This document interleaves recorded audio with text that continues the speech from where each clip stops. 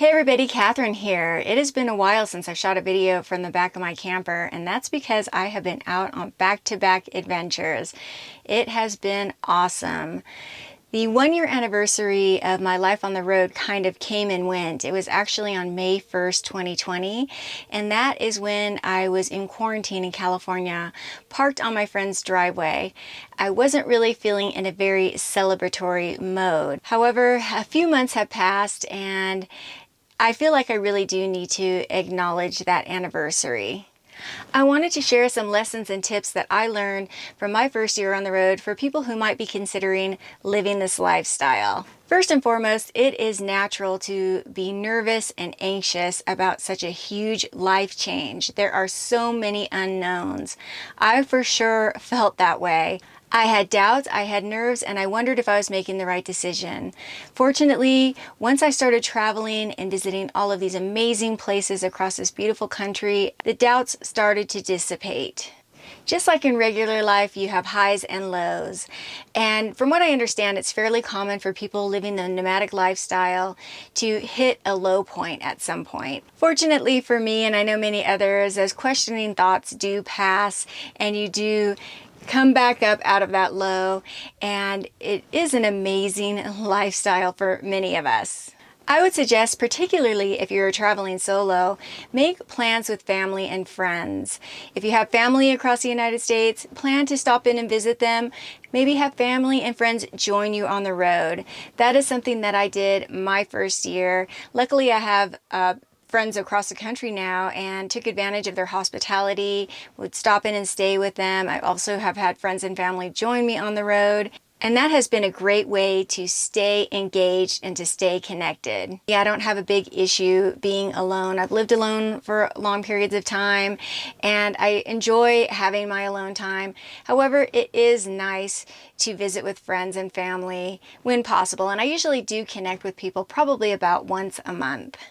Let's move on to the fun stuff now, the money, expenses. Likely your biggest expenses will be for food and fuel. At least that's how it is for me. I would suggest camping for free as often as possible. Fortunately, there are apps that you can use to find free camping, and I most often use an app called Campendium. There are other apps out there as well. I know there is one called iOverlander and also freecampsites.net. I will put links for those sites below. There is an abundance of free camping available. There are BLM lands, Bureau of Land Management lands. There are fish and game wildlife lands and also Forest Service lands. These apps will show you where all of the spots are. If you need dumping facilities, it will show you where dumping facilities are nearby. The information is invaluable. And where food is concerned, preparing your own meals is much more cost effective. I do like to eat healthy, so it can be a bit more pricey, but either way, it's going to save you way more money than it would to eat out often. And usually the food tastes better too, and at least you know where it's coming from. Planning your route so that you're not backtracking will save you money on fuel also. I am still not doing the best at this even this year. I have done some backtracking. However, I have been traveling with my niece, so we have been sharing the expenses and that has helped. I do need to do a better job of that though. Unfortunately, unexpected expenses will come up. I wound up having to put quite a chunk of money into my truck last year. Of course, there's regular maintenance. However, there are things that you might not foresee that will happen, and they will happen. So it's good to have a little bit of money put aside for an emergency fund. I would highly recommend taking out a personal insurance policy on the contents of your rig or vehicle, your gear, your electronics. I often get asked if I'm nervous leaving my vehicle parked at a trailhead. I go on multiple day backpacking trips and I park my rig at the trailhead. Everything is insured. Of course, it would be a real bummer to have anything taken from me. However, I do have that peace of mind knowing that if something is stolen, that I can replace it. Okay, now it's time to move on to a slightly more pleasant topic, how to make life more pleasurable on the road. I recommend planning your route. Know where you're going to camp at the end of the day.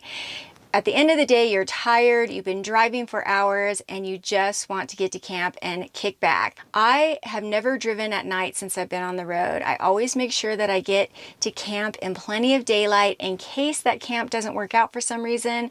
I can try to find a plan B. Once again, utilize those apps and try to find a couple within the vicinity that you'd like to stay so that you have options. Follow the climate. In the summer months, I like to go high where it's cooler.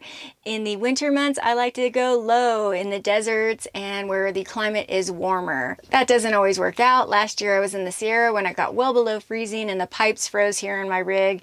But as a rule, I do try to follow the climate. Also, keep a close eye on the weather because you don't want to be driving in a high wind event, especially if you're in a high profile vehicle like me. You don't want to be stuck in adverse weather if you don't have to. You can avoid it by checking the weather and just plan not to travel on those days. Lastly, be flexible. There's not a whole lot of routine and schedule in this lifestyle, and for me, that was one of the most attractive things about it. It's freedom. It's the freedom to come and go when you choose, and there really just isn't a way to have a whole lot of routine when you're on the road. Be prepared to go with the flow, and also that anything can happen. I mean, I would have never imagined that we would be in the middle of a global pandemic while I've been living on the road. You know, I had to sit in a friend's driveway for a couple of months and stay there. I could have never imagined that. But I just rolled with the punches and I'm back out here on the road again. I would recommend having some extra canned goods on hand, some extra freeze-dried meals just for a couple of weeks. Just be prepared. Be prepared for anything to happen. I think most of us that live on the road full time might have a leg up and are a little bit more prepared than others for the event of an emergency and also to live off grid if need be. So what's different for me going into year 2? Well, I am much more confident, I'm much more comfortable, I'm much more at ease. I have some experience under my belt. That's not to say that I don't have more lessons to learn. I'm sure I do. I'm sure other things will come along, but I definitely feel just way more at ease out here.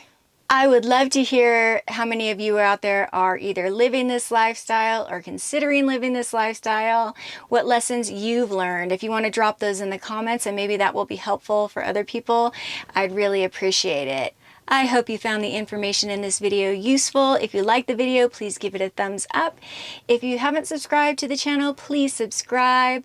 I appreciate all your support as always, and I will see you all in the next one. Thanks for watching. Bye-bye.